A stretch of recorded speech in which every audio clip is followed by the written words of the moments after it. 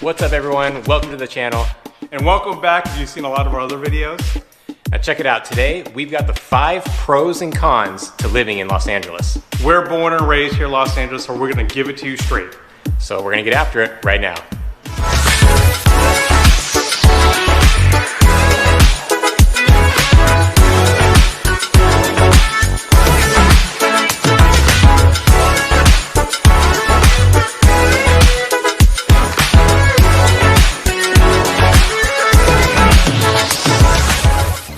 Everybody, I'm Adam Rosal, and this is my business partner David Fine, and we're the real estate dads right here in Los Angeles, California. If this is your first time on the channel and you want to know everything you need to know about Los Angeles, we do tons and tons of videos that tell you everything you need to know. So make sure you hit the subscribe button and tap the bell to get notified every time we drop a new video. And honestly, we get tons of phone calls, emails, and texts from people like yourselves thinking about relocating to Los Angeles. And we absolutely love it. So if you're thinking about making a move here, make sure you give us a call, shoot us a text, or send us an email, and we'll make sure to get with you.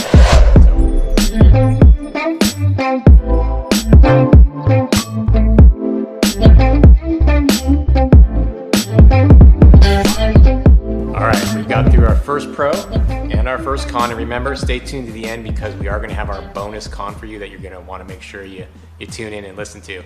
Bonus cons. Bonus cons. But we're on con number... No, we're not. We're on pro number two. Pro number 2. Just like everyone knows about the cost of living in LA, everyone knows about the weather in LA. And yes, it is pretty much sunny year-round long. I'd say like 350 days of the year it's gonna be like this. I'd say that's fair. You know, there's a few days where it's overcast and a few days where it's raining, and when it rains, we don't know how to drive. Nobody here knows how to drive. Yeah. We've never seen rain before, and yeah. That's one of the biggest complaints from people moving here, and even for people that are born and raised here. Yeah. When it does rain, which is super rare, Yeah. everything grinds to a halt. Yeah. And people just lose their minds because it just does not rain all that frequently. Now, we may be exaggerating 350 out of 365 sunny days, but look, the weather is beautiful here. So if you're a person that loves seasons, if you love the snow, if you want that fall crisp with the leaves falling everywhere in the city, the city is not for you. I mean, this is for people that love the sun, want to get the tan. Right. And in a way, it's kind of hard to beat, right? You can be outdoors constantly. All day long, all day, every day. You can go out, walk the dog, or go for a jog, or do whatever outdoors. The weather plays into everything that we've already talked about, right? I mean, it goes in with our entertainment, things to do, because it allows us to do so much throughout the entire year. We're not snowed in. We don't have to shovel snow outside of our door. We don't have to put salt on the grounds. I don't even know what that really means. But I will say, I mean, there are days where, I take this for granted because I'm like, you know what? Yeah. I could go for a bike ride tomorrow. I could do it later. But I mean, you do have the luxury of doing anything you want outdoors anytime. Yeah, I'd say the average weather, you're like 70s throughout all of LA. Now we do 70s. I know, it's pretty sweet. During the summer, we hit the 80s, maybe the 90s for about a month or so in kind of the western part of Los Angeles. Now, Los Angeles is huge, so when you go up north into the San Fernando Valley or east closer to downtown, during the summer it does get hot. Yeah, the further, like everything, location, the further inland you go, the hotter it's gonna be. The closer to the coast, you can get that offshore breeze. Yeah.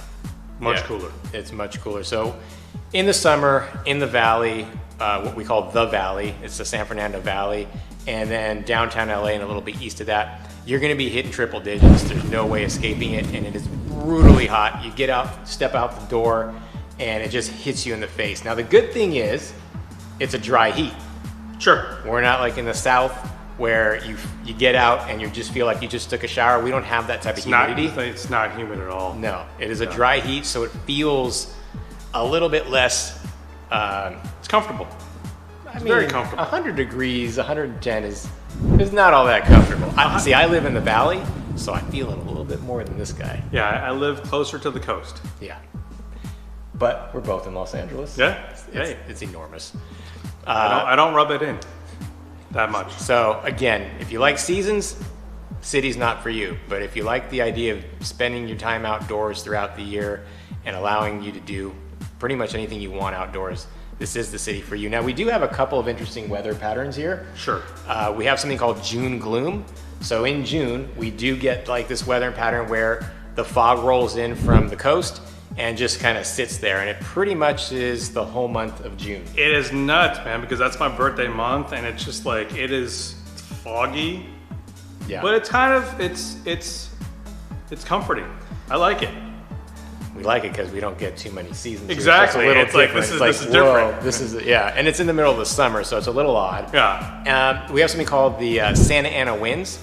And so for people that have allergies, this can be pretty brutal. It's horrible. I'd say around March and some sort of other parts of the year that we get these winds that just blow in, and they're coming in at like 20, 30, sometimes 40 miles per hour. And the pollen's all over the place. I mean, my allergies act up. I'm crying, I'm tearing, sniffling. And it's pretty much all day and all night. All day. So my videos will be terrible. So that's kind of a weird phenomenon. And then when it does rain here, Yes. it like dumps. It's not Sure. just, in other parts of the country we've done some, yes, we know there's massive storms in other parts of the country, so we get it. We're not complaining too much. But when it does rain here, it just pours really hard.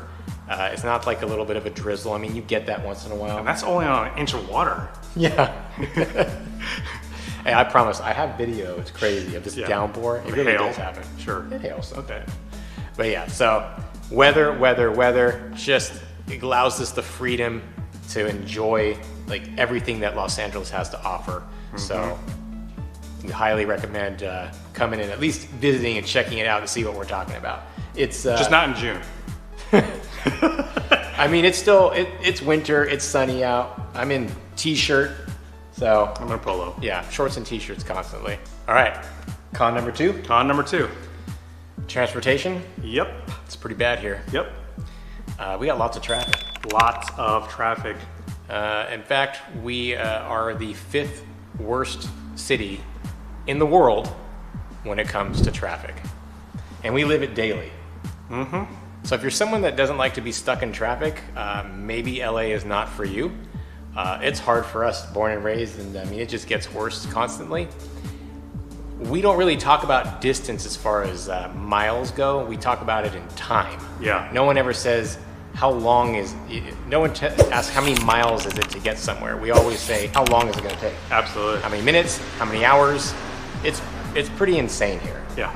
Now, the good news is that LA is working on getting our mass transit system up and running and a lot better. We have the Expo line, which is connecting basically Santa Monica and the beach cities all the way to the downtown area. That's pretty new. We didn't have that about 5-6 years ago. And so that's been pretty cool because it's kind of connecting two ends of the city. Sure. We also have a number of bus lines, Gold Line, Blue Line, Orange Line, Red Line. These are all ways for LA to try to connect our big sprawled out city to a little bit be more cohesive, I guess. Because otherwise, you're sitting in your car and it could literally take 45 minutes to go 15 miles. Yeah, I mean, for those folks who love being in the car, fire up those podcasts. Absolutely. Because it's, I've been in a situation where I was going a couple miles, 2 miles, and it took me like an hour. It just depends. You'll get in the habit of planning out your day around your traffic. And the crazy thing is that everyone probably is used to like a rush hour, or if you think things are bad where you live, rush hours. But in LA, we have what we call like an open hour. We're basically between 11 a.m. and 2 p.m. Oh yeah, that's so good. That's when That's a sweet spot. That's when Adam's getting to places in spot. 30 minutes, as he mentioned before. Outside of that, basically from like 8 to 11, you're slammed. It's bumper to bumper. And pretty much from 2 to like 8 p.m., it's bumper to bumper. I would also say, in the mornings, like before 6 a.m. is good, and at nighttime after 9 p.m. So, leave it those times. Just work around it. Just work around it. Yeah. Or work from home, That's the good news, is a lot more people are working from home. Yeah. these days. So it did lighten up for a while, but it's getting back. It's getting back. It's getting back, and I mean It's back to the norm. it could be aggravating. Now, again, with the podcast, like for us, I'm always on my phone doing some work, making calls, talking to clients. Or if you like your favorite shows, you listen to them, your podcast. Sure. Listen to us. We're great to listen to on your drive. We're so calming. We are calming. Yeah, it's Just don't close your eyes. yeah, unless you're a passenger. If you're a passenger, fine. You can close your eyes, you can go sleep, whatever. Yeah, so it's interesting because, you know, most big cities have these great interconnected mass transit systems, whether it's subways or light rail. We were built with the car culture in mind. I mean, cars were it. Or in the 50s, you know, you had these classic cars, and everything was built around that. Even our architecture, we have something called Googie architecture, which maybe we'll jump in another video, but we could talk about the whole roadside culture. But we are built around the car, and for that reason, you see some really cool cars in Los Angeles. Yeah. Anywhere from cool classic cars to high-end imports. They are fun to see. They're fun to hear. We got people doing some street racing, which is kind of cool but dangerous. I mean, yeah. I mean, on the weekend there are some really nice drives. Yeah. But there's a lot of traffic, so Right. you'll be driving slow. But when you're along the coast and you're taking in the it's ocean, a nice drive along the coast. yeah, or through Mulholland Drive. Sure. It's cool. My dad had a classic 55 Vic, so he used to fire that thing up, and we used to cruise. So, you know, We had a classic van, a minivan, so it was fun. oh, don't get me started on the minivan. Don't get me started on it. I know you want a minivan. Can't wait. You got to talk this guy out of getting a minivan. They're so sweet. They're not that sweet. So, con number 2, traffic. It is a nightmare. There's no sugarcoating it, no getting around it. You're going to be stuck in it. But, you know, you learn to get used to it. You learn to get used to it. So, don't let it scare you. Okay, we've been through 2 pros. 2 pros. This is the third one. Pro number 3. Pro 3. This one's pretty basic. It's the people. You and me. Me and you. Everybody else. Everybody. Los Angeles is melting pot. We are. It's one of the rare cities where we don't have a majority ethnicity, and it's really cool. We got it brings culture, all world cultures to everybody, and we all share in it, which is it's pretty special. And it's wonderful to see so many people get together and learn about everyone's cultures. Yeah, and within Los Angeles, we have all these different neighborhoods. Yep. We have Chinatown, downtown Los Angeles. We've got Little Tokyo. We've got Filipino Town. Mm-hmm. What else? Help me out here. Every town you think of, we have it. Alvera Street. Alvera Street. We've got Little Ethiopia. You name it, we've got it. And so what's really special about that is growing up, like I just felt like a part of the world. I know that may sound a little strange, but you know, in my classes, my camps, and my friends in the neighborhood, we all brought our cultures together and we all shared in that. So what's even cool is when every culture has their holiday, you see those neighborhoods being decorated and people coming out to celebrate their specific, you know, culture, and it's just really fun to watch and be a part of. And everyone's like, it's welcoming and inviting. Yeah. So everyone wants you to experience their culture, and it's just very natural for Los Angeles. And what's also fun is seeing how like different cultures start to incorporate other cultures in their holidays and whatnot, and their parties and events. Yeah, I really think it's like a strength of Los Angeles. I think what makes us really strong as a community and as a city itself, because, you know, with everyone being from different places, it opens our eyes, and it just brings everyone together. I know growing up, like I experienced all different types of foods. And we will get into that. That'll be one of the next pros. He's super excited about that, man. Food. He's the food guy. I love food, but he knows his food. Food. We're with people right now. I know. But yeah, I mean, it's something that, you know, when you come here, you'll see it, and we know that you're gonna love it and enjoy it as much as we do. again, it's something that maybe we take for granted a little bit. Yeah. Because when we travel, it's not quite the same.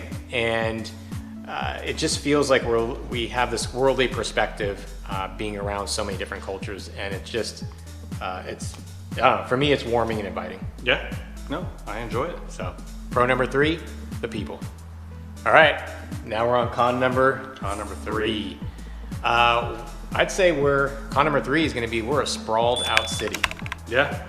We have Everything's everywhere. Everywhere. It's enormous. Honestly, it makes sometimes the city services a bit challenging. It makes it challenging to really experience all of LA because we have just about 500 square miles that make up the city of Los Angeles, which it's huge. It's hard to wrap your head around what that means. And when you add in the traffic, it takes forever to get to places. So part of the problem with it being so sprawled out and hard to get to is you don't necessarily get to experience all of what the city of LA has to offer. Yeah, not in one day, but still, I mean, everything is sprawled out, and like we've brought up in the past, you can surf and ski on the same day, but it's going to take you like 3 hours to get from one to the other. Right, and what happens in Los Angeles being so sprawled out is we sometimes get connected to just the little neighborhoods that we live in. You get comfortable. You get comfortable, and you don't maybe you don't get to experience all the different culture that we've expressed here in this video earlier. And so sometimes it can make the dynamic of the city a little fractured, which is unfortunate because as more traffic and as things get harder to get to, it does kind of divide the city up by these pockets. It does, and a lot of things about LA is that it requires planning. So if you plan to go to the beach, you're going to be staying at the beach for as long as you can because coming back from the beach and doing something else on the same day is just going to take too long for you to do. So you're just going to try to plan out your days so that you're doing specific activities in that area on that day. Yep. Now the cool thing about being so big though is again, it does allow for so many activities and so many people and cultures to be part of the greater Los Angeles. Yeah. So sprawled out city, tough to navigate sometimes, but it does have its positives. Absolutely. All right, we're on pro number 4. And I know Adam is super excited about this one. You want to take it off? I mean, I don't need any notes for this topic. I mean, food. I mean, I like food. I guess it's like the center of a lot of things that I do. I mean, you're saying pro number 4 is the food in LA? Yeah, food. Exactly. Because it goes with the diversity of Los Angeles. You can eat anything in LA, and it's so good. And it's all authentic. It's all authentic. Yeah. It's all cooked fresh, and oh man. The food scene here is remarkable, and I definitely feel lucky growing up in Los Angeles because as a kid I was exposed to so many different types of food and culture, and now I just like, if I didn't have it, I would feel like I'd be missing out. I mean, you know how I operate. It's like whenever I plan out my day, if I'm going to a specific part of town, I know that they have this cuisine that's super delicious, and I'm like, okay, I gotta plan my day around, okay, making a quick stop there, grabbing a bite, and really just, this is kind of my way of enjoying someone's culture. It's part of the food. And what's cool is, as we mentioned in our pro about people and having that diversity and different enclaves, is that you can go to these special neighborhoods in the city of LA and find this authentic food from that culture. I mean, anything you can imagine we have, but also you don't always have to go to those special areas because really all throughout the city and all the neighborhoods, you can find any type of cuisine that you want. You name it, we got it. Yeah. And I encourage you to respond back to us and mention, do we have X? And I will tell you. Yes, we do. We'll name the restaurant and which one you should go to. Yeah. What's cool too is I'll talk about Mexican food because it's one of my favorites. Okay. Now, for a lot of people that don't live in LA, California maybe, you've got to come here and experience Mexican food. Now I know the Southwest, Texas, New Mexico, they've got their Tex-Mex. It's good, but it's not like LA. Okay. Okay. I'm not biased to any food. I like all food. Oh yeah, I love all food like too. all food. But you gotta come here and experience. I can talk barbecue, I can talk Chinese, I can talk Filipino food, I can talk Italian. Oh my God. Thai food. Thai food. Oh my God, Ethiopian food. It is just Italian food. So good. I mean, that's a follow-up video. It really If you guys is. want to talk about food We may just have to do a video of every food restaurant we go to. We've got a food truck scene too. Yes. That is. Where they just bring the food to you. Now, a lot of cities have the food trucks and the First Fridays. But again, LA has all of that, where you go to these special spots and you can find 20 to even 100 food trucks. But what's also nice is pretty much any time of the day, any day of the week, you're driving down your major streets and you're gonna see a food truck. And the cool thing about food trucks is it exposes other neighborhoods to a food from a different neighborhood, from a different culture. And so it's just their way of just exposure. Yeah. You know, and it's so good. In fact, if you ever come to one of our open houses, yeah, we have food trucks. we have food trucks at our open house. Yeah. I know, it's cool. That's how we do it. That's how we roll. But yeah, when you come to LA, hit us up. We'll definitely give you the spots to go for whatever food you're looking for. Whatever. If you want us to join you, we'll join you. Sure. Just saying. Yeah. We'll eat with you. But yeah, come to We LA. will break bread with you. Food scene is nuts. And we know like you're not going to be disappointed no matter what. You're going to find what you like. Yeah. And it's all over the city. Okay, we're on con number 4. If you haven't seen the theme here, LA is pretty overcrowded and it affects a lot of things, including parking. Parking is a nightmare here. It's expensive and it's hard to find, and because we're so heavily relying on the car, we need parking and it's just not there. We're so car dependent. We are. And so, you know, you go to any one of the entertainment spots that we talked about, and if you're there the whole day, you could easily spend $30, $40 just in parking alone. Well, not just the entertainment spots. It's, you know, it's restaurants, shopping, anywhere you go in LA, parking is a premium. So it's finding parking's tough. Yep. But when you find it, you know, take it. Exactly. And sometimes if you live in like these really dense areas that have like heavy condos or heavy apartments, you can literally circle for 20 minutes and you're lucky and feel happy when you find a spot like 4 blocks from where you need to be.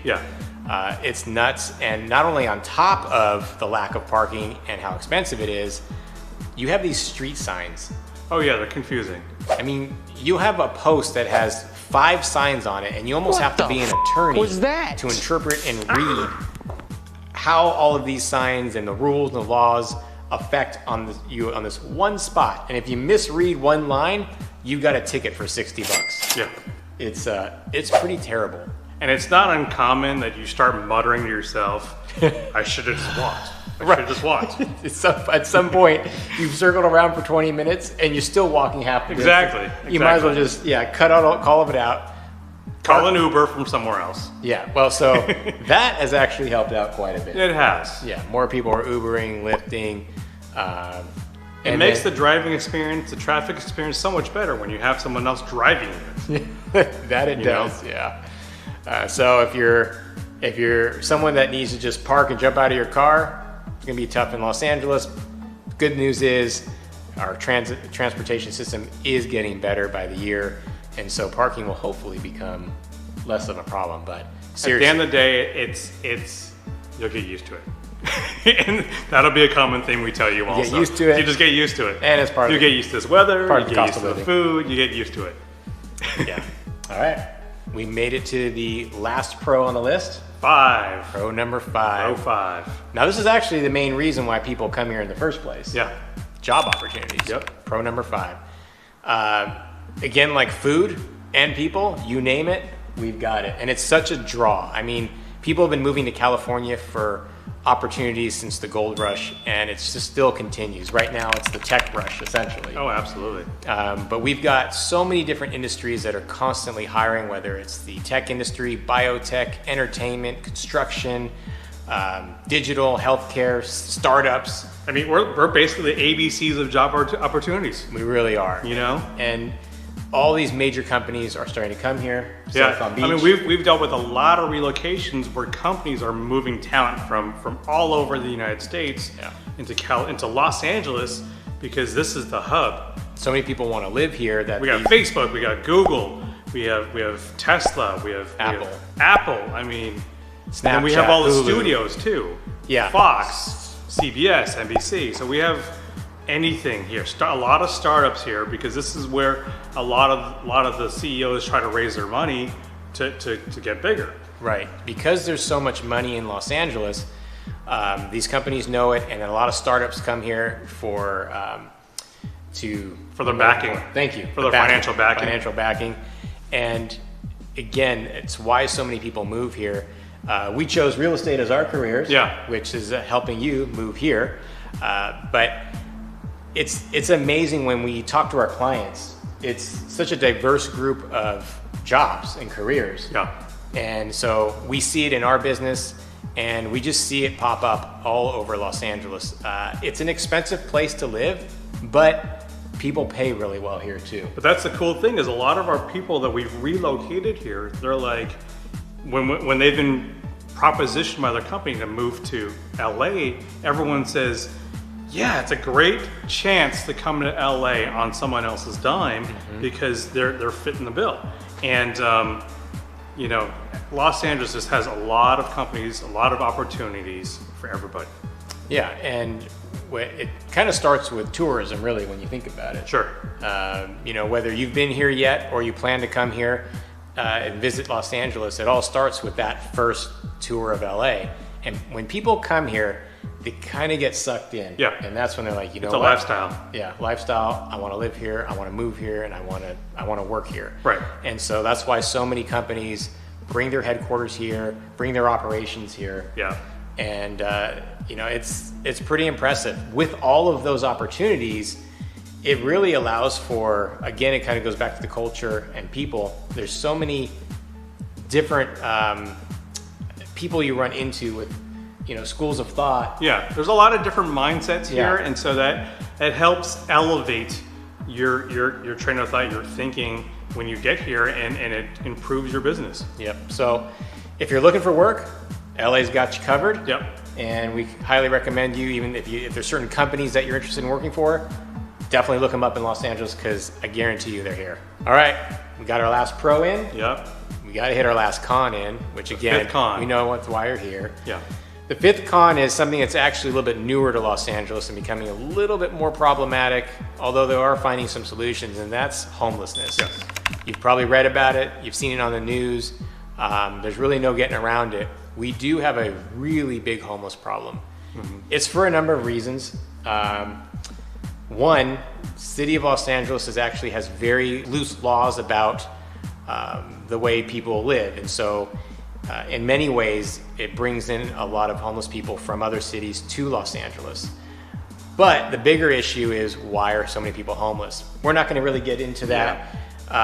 But basically, we have a lot of big mental health issue, and combined with the cost of living, it's really challenging to deal with this situation. And we have so many we have powerful people, and we have very smart people that are working on this, whether they're in the government or the private sector. And it hasn't seemed to be working yet, because quite honestly, when you're driving down the streets or you're walking through the parks, you're gonna see homeless people. Yep. It's a bit disturbing in some ways, and actually in a lot of ways. Sadly, people living in LA, it kind of becomes part of the. You learn to deal with it. You learn to accept it, and it's the weather here. The weather is so great that people can live outdoors. Yeah, and that's actually, you make a good point, is because of the weather. Yeah, I mean, you're not going to find probably in much colder parts or much rainier parts that, you know, they may be more prone to going into shelters. Right. But here, because it's constantly sunny, we have tents everywhere. You go underneath a freeway, and it's literally, like, we call them tent cities, and it's sad. You've got plenty of people living there. It's all types of people. Sometimes it's families, it's kids. We have a massive drug problem within the homeless community. And when you topple that with alcoholism and mental health, it creates this perfect storm of homelessness. And it's, again, things that we're trying to work on it as a city. Yeah. But it could be a bit shocking for people that are not used to living here. So when you visit here and you think all, glamour and glitz, we do have a dark side to our city. And obviously it is a case-by-case basis based on the location of where everyone is looking. And you'll see your pockets, just like David said, you'll see your pockets of homelessness, and the city in the individual neighborhoods, they're all trying to address it in their own way that is feasible for everybody. And at the end of the day, if somebody does not want to participate in the program, they'll just move to a different area to live.